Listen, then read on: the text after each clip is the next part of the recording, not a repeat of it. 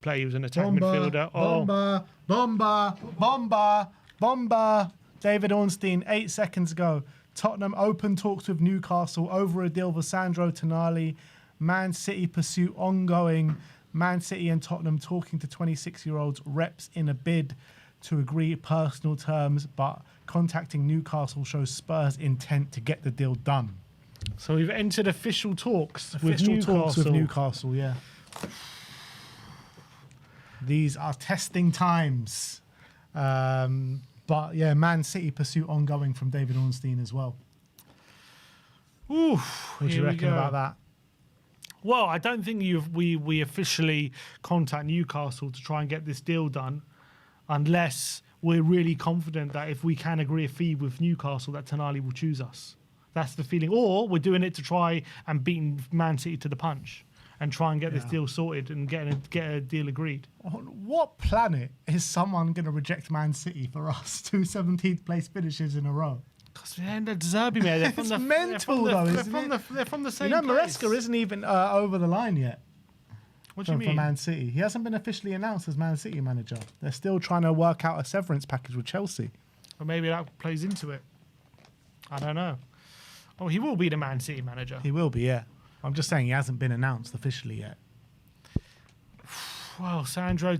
I think that shows the intent from Tottenham that we think we can get this done. That we're serious about not just putting in a bid or just agreeing personal terms, but actually trying to get this over the line very quickly because we know that Man City are interested. The thing is with Man City, as we've said, there's a bit of uncertainty there.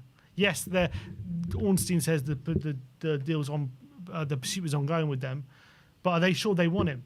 Because they're getting Anderson.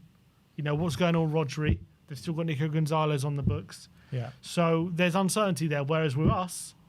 He's our guy. We're telling him, we want you, we'll join you right now. We'll go for you right now. There's no uncertainty. We're not waiting for anything. We will sign you right now, this second. And that can be very important for some players to want to feel that love or that how wanted they are. Yeah. And he knows clearly him and Zerbi get on well. That can be a very important thing when it comes to the personality of the player. Very, very interesting. How do you think this plays out? Oh, God, it's so hard to know. Every instinct and every fibre of being a Tottenham fan tells me we're not going to get him. I know, right? That's what I was trying to say like earlier. It's just like we've been here so many times. But even a broken clock is right twice a day. Yeah. But so maybe Spurs could actually get their man here. But the personal terms are agreed. If you go by SZY and Spurs Journal, believe what they're saying. Personal terms agreed. Spurs have now entered talks with Newcastle. What is that figure? It says here Newcastle will seek about 100 million. 100 million pounds. Are we actually going to spend 100 million pounds on a player? His contract runs till 2029 with an option to extend for a further 12 months. Are we going to spend 100 million on a player? I think if we put in a fee,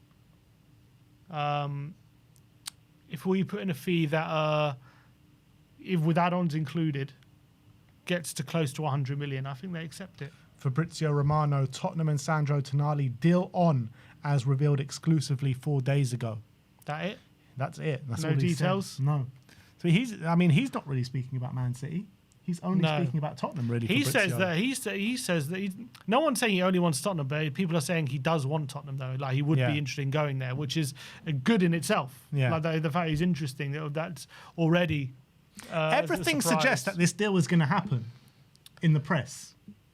Everyone's pointing in the right direction. It's pointing massively in the right direction, but it's just blowing my mind. Are Spurs actually going to spend £100 million on a player? We dreamed for these days. I don't think it'll be the fixed fee. I don't see us spending 100 million fixed fee. I'll be shocked. I think it'll be a fee with add-ons. Like 85 million plus add-ons. I think that's the deal we're going to try and do. 85 plus 15 million in add-ons. Yeah. I think that's probably where we're at, I think, with this. And I think Newcastle probably accept that, to be honest. Or maybe, look, they might try and get a bit more, but I reckon they probably accept something close to that. Maybe 90 million plus plus 10. The thing is, I think Newcastle will. I think a deal like that. If Spurs and Man City are both putting that deal forward, I reckon they accept the Man City one and try to drive up Spurs a little bit because of that situation we were speaking about before. I think they sell to Spurs through gritted teeth, massive gritted teeth. Well, I think, to be honest, whatever's a better financial package they'll choose. I don't know if they really care that much. I don't think it's yes, they do care. Like no, but I'm saying if Man City and Spurs are both offering 85 plus add-ons, I reckon they will prefer to accept the Man City bid than the Tottenham bid. That's all I'm saying. Yeah, you're probably right about that. But if we structure the deal more favourable terms, maybe they'll accept our bid. Who knows? But I really don't think Tottenham go directly now into, because there's obviously a lot of stuff going on behind the scenes and mediators and all this kind of stuff, but you don't go start direct talks with clubs unless you know that if you get the deal agreed. In this day and age, you don't do that unless you know that if you get the deal agreed, the player will agree to come. Yeah, I mean, didn't the other day Brentford agreed a fee to sign someone and then they rejected him? That El Mala. Did he? Yeah. Did you not remember that? Literally last week that happened. Okay, so it can happen, but it's very rare. It's very rare.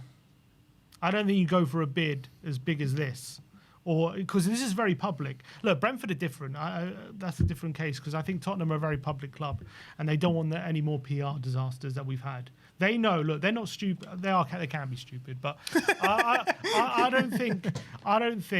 They are one of the most stupid. I know, but they know that the PR has been horrendous. They're not dumb in that way. They don't know that their PR hasn't been bad, right? That we've been, missed out on all these players very, very publicly over the last year. So my point being, this is usually how it's done for clubs of our size, especially. But most clubs, I think, in the Premier League, it is how it's done. You don't go directly talks, especially for a club like Newcastle, a big team like that.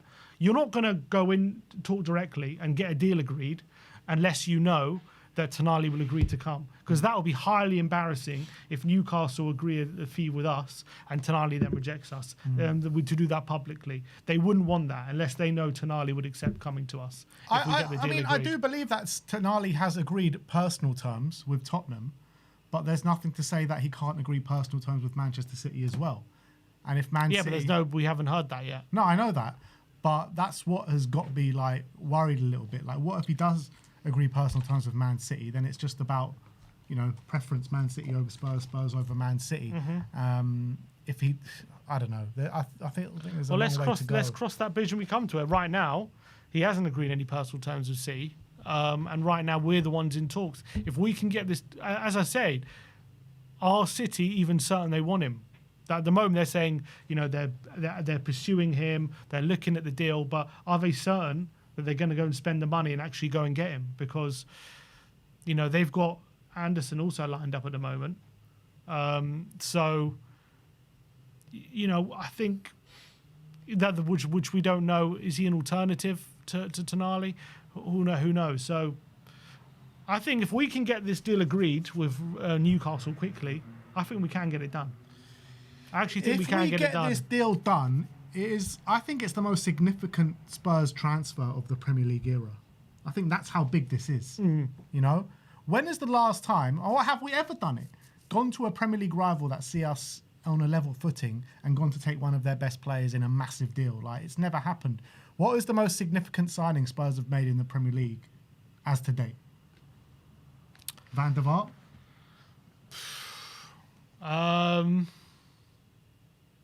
The most significant signing. What do you mean by significant? Significant, like being I never thought we would get that player, and it's just how have we signed this player in their prime or something like that? I guess Kudus at the time was there, but Kudus as well was coming off a really poor season. Yeah, I guess it was a bit different there. They really wanted rid of him. It's a bit different. I don't think Newcastle want to get rid of Tonali. And also Kudus was very much an opportunistic one. That West Ham were struggling with those financial issues. They needed to sell by a certain day. And I guess when you look at someone like Richie, that was the same thing from Everton. They needed to sell by a certain date. Trying to think off the top of my head of signing from a rival Premier League team. Not even from a Premier League team. Just to bring someone in at the top of their game in their prime that is as good as Tonali is. Like, I don't remember us ever doing it. Also, we signed Edgar Davids over the hill. Van der Vaart was at the wrong end of his career. And also a player who either playing for a team that isn't really looking to sell, hasn't really, I don't know if he's asked to leave or anything, but he's not like putting in a transfer request or anything. He's just, or not on his, not what's it called, not in the last year of his contract, isn't, they don't have to sell by a certain date or anything. We've literally just gone to them and say, we want this player because he's good, not because of any other factor. Exactly. And that's very different. I don't remember Spurs ever doing this. Yeah, it's true. Toby, Kyle. This would be very, very significant. In terms of profile and stature, I think the chat's right. Like, the last time is probably Klinsmann. Yeah. I think this deal would shock, I think, a lot of everyone in the Premier League, especially Tottenham fans, but I think a lot of rival teams or fans will be looking at how the hell have they done that? Yeah, because at the end of last season, everyone's like, oh, 2 17th place finish in a row. That's who you are now. You're just a relegation fodder. You're fighting it out with the likes of whoever was down there. That's what you are now. If you think you're getting anyone significant this summer, who's going to join a club that's finished 17th place 2 years in a row? You're not even considered part of the Big Six anymore. You know what I mean? That's what the narrative was at the end of last season. That's what they were saying. And I think a lot of Tottenham fans, because of how angry they are at the club, kind of started to believe it even. Mm-hmm.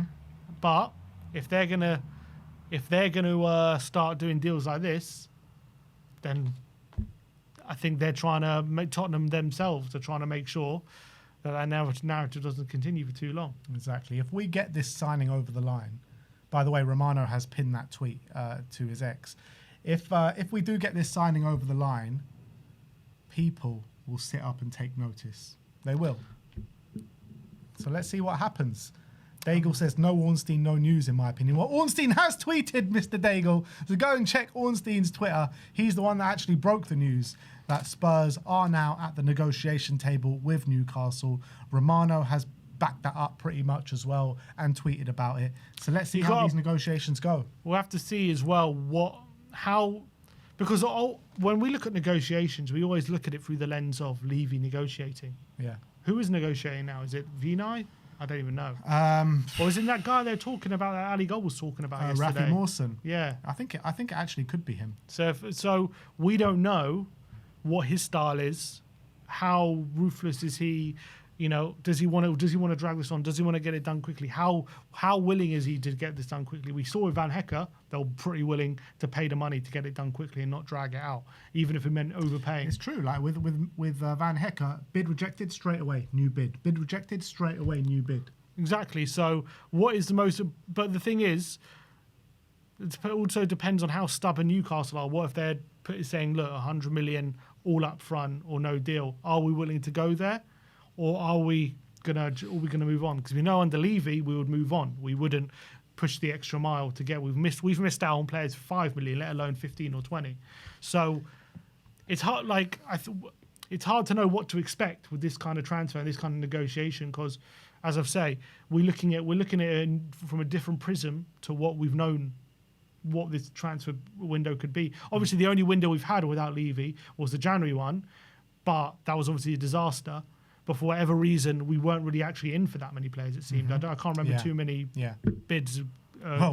We got offered Lookman and we said no. Yeah, we weren't actually negotiating for that many players. Or we were looking at a lot of players. We never actually got to the final stages. Yeah. So it's going to be interesting to see how quickly these negotiations get done, how painless or painful they are, how willing they really are to get this over the line by hook or by crook, or are they willing to walk away from this deal if the money isn't right?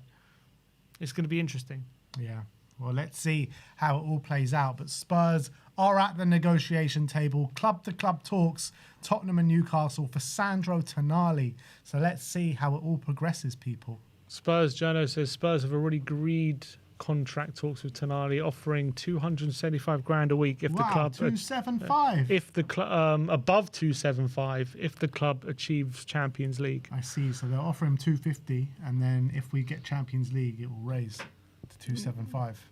Who says above 275? More news breaking now on Sandro Tonali as well. Spurs are not just at the negotiating table. Spurs have made a bid, according to Di Marzio, of 75 million euros. Di Marzio states that Newcastle were requesting 85 million euros. It does seem pretty low for what the numbers that were banded about in the last couple of days. You know, people are suggesting that Newcastle want 100 million pounds. And he's saying 85 million euros. I mean, that doesn't seem too high, does it? I mean, that's what, 65 million pounds, is it? 85 million euros? It's maybe 70 million pounds? Which I think, to be fair, I think 70 million should be that is probably a fair market value for him. Obviously, 100 million is a significant overpayment, but as we've always said, sometimes you do have to overpay sometimes to get your guy over the line, because the selling clubs make things very, very difficult, and they're obviously going to try and get the best fee. I find it hard to believe their request is 85 million. 85 is 73 million pounds. 73 million pounds, which I don't think is a ridiculous price for someone like Tonali. They were talking about that for when Arsenal were going in for him in January, about 70 million. Yeah, that's fine, but I just feel like if Spurs are at the negotiating table, because what I was speaking about before about how they view Spurs, you would think that they would try and get the most that they can out of Spurs. Well, Ornstein is saying they're looking for 100 million pounds. Yeah.